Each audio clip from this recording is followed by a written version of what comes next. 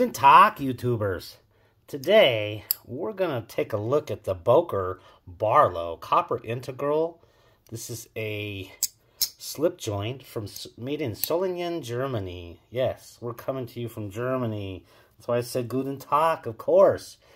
You had to know that. This has desert ironwood on the covers here, and it has an integral copper set of frame, I guess. I forget what it's called. Yeah, it's frame, we're going to call it. So this knife has a 2.5 6-inch blade of N690 stainless steel. It weighs 2.1 ounces, and it prices at $270 retail. I did get this on sale for like, I want to say it was $239, $240. But so it's still kind of a hefty price for this knife. You know, just in terms of some of the materials, kind of jump into one of the cons, I do think, on this one. So I think it has a pull weight of roughly 5.5. I'll go ahead and link to the end what I use as a scale, basically to test the back pressure of the back spring here. And it is, I think, kind of on my scale where like the toughest Jack Wolf knife is like a 9. And this is probably about a 5.5 on this one. I'll paste that, like I said, at the end here. In terms of some kind of comparables, and yes, I normally don't care about knives and how they look on video, but this one I do, because it's kind of a looker. In terms of a comparison knife, though, this is the Great Eastern Cutlery 68 model in cocobolo wood. I think it's kind of very comparable. It does cost a lot of it less. It's about $150 for this one, about 4.5 pull weight, no half stop, by the way. Yeah, we'll talk about that in a sec. It does have a great half stop, but you know, that's certainly a comparable knife. That one weighs, oh gosh, I forgot. Oh, it's 2.2 ounces, so 0.1 ounces away, very similar. And then kind of on the slightly upper end is the Jack Wolf Knives Little Bro Jack.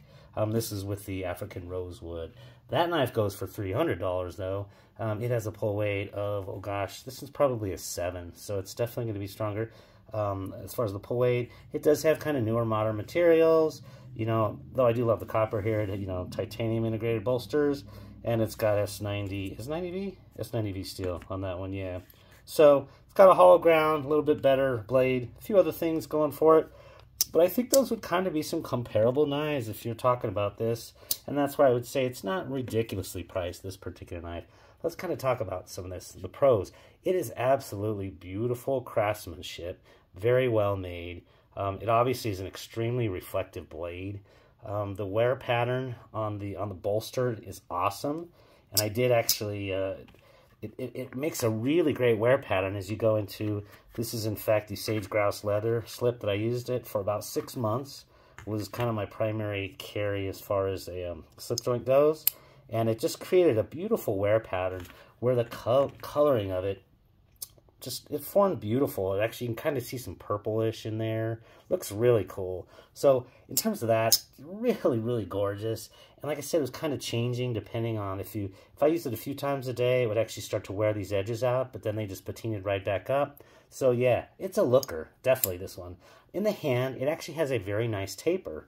It's very small and thin, so not the best for kind of, I'm a medium-large hands, but the fact that it does taper all the way from 0.43 inches here at the butt to 0.38 inches at the pivot here, it just kind of gives you a little bit more security in that one. Certainly, it doesn't feel it's going to fall out, and it actually even kind of works nicely inside your slip, having that where it's not just one straight contiguous size, that it kind of fits in there. It just fits a little bit better inside your slip. So it's one of those things. The walk is absolutely glassy. It is so... Even though it's not a hefty pull weight, super, boy, I can't even tell you. It literally is just, it's like a Sabenza in terms of the glassiness, and it's truly exceptional. It uses a traditional kick. There's no pin down there, so it's definitely more of a traditional, if you will. The talk is excellent, too. Let me go back up to my little thing. Maybe it'll show, or hopefully that sounds good. I'm not sure, but dang. Again, it's so crisp. Not really loud and forceful, but just so crisp, especially at the half stop. It's just an excellent feel. Yeah, so the walk and talk on this is second to none, and that includes like some of your best Great Eastern Cutlery ones, honestly. Polishing on the blade looks great when it's polished, It's just very well done. It can reflect everything like a mirror. If you need to look at something in between your teeth, it'll work as a nice little mirror. But, of course, that's going to come with a price. And this is legal in just about everywhere that allows knives, except most of the nanny states in Europe that don't allow carrying of knives at all. So, yeah, that would be, I think, Sweden, Netherlands. A few others are joining the fray on that. So, but in terms of the size of it, small, short, you know, oh, by the way, I think it was, yeah, 2.5, 6-inch blade. It was the length on that. So this is, you know, maybe over somewhere that has a 2.5-inch, but most places, provinces have like a 3-inch. So just about legal everywhere, except those places that essentially don't allow knives at all. Let's talk a little bit about the cons. This is kind of nitpicking. In the half-stop position, the back spring is perfectly level with the back here of the integral bolster. But in both the closed position, it actually is inset there, as well as in the open position. It just goes in a little bit and forms a little groove. Do I care a lot? No, I don't. As far as use, no, it's just one of those things that when you're talking about a knives that are approaching $300, you know, that could come into some people's calculus of, oh, it's not as perfectly made. So it's just one of those things. The price, I think, may be a bit high, certainly based on the materials that you're talking here. Not the craftsmanship, but the materials. N690, it's a decent steel. You know, honestly, the desert iron with the copper, those are some pricey things. But I think for your blade steel, which is going to hold an edge, maybe not as good as, obviously, S90V and M390s in your real modern traditionals. But you know, maybe $240, I think the price I paid. That's probably, I think, maybe a more fair price for this. Polishing on the blade, we already talked about. It is a fingerprint magnet. So, uh-oh, somebody just got my fingerprints on the internet. I'm in trouble. And really, I think it uses materials, is the last part, that causes cancer in the state of California, or the United States of California. So, yeah, if you're using this in California, you know, this can actually cause cancer. So that's definitely one of the cons.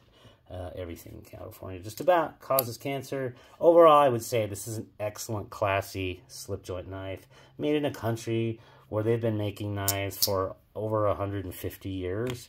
Boker doesn't have just expensive slip joints. They have some kind of more budget-friendly. So if you're looking for alternatives to, you know, Rough Rider, China-made knives that are also in the $20 range, this was the one-armed, called the one-armed razor, where you can technically open it up with one hand, or the one-handed razor, or one-armed razor. Made in also, I don't know if it's Solingen Germany, but it is made in Germany, and this is the Boker brand, not the Boker Plus. You know what, it's reasonable. It looks like they essentially give this to people who are learning the trade of making slip joint knives. I'm going to be giving this knife away. So do stay tuned when I do the Advanced Knife Bro review. I'm going to be giving this knife away at the end, as well as a slip for it to go in. So, you know, they sell $23 knives as well at Boker. And overall, I would say very well made. Whoa, just about dropped it there. Very well made. Some decent materials, classy looking. You know, it did everything I needed to as a cutting tool. I put that on the front side montage. It did everything I needed it to. And so, you know, in that sense, I think this is pretty good. The Boker Barlow Copper Integral. I hope this was of use. If not interesting, I appreciate the like and subscribe. Have a great day. Take care. In my very unscientific method of confirming pull weight, my general rule is I will basically go about 1 inch away from the fulcrum. Just basically put pressure to see what is necessary to overcome.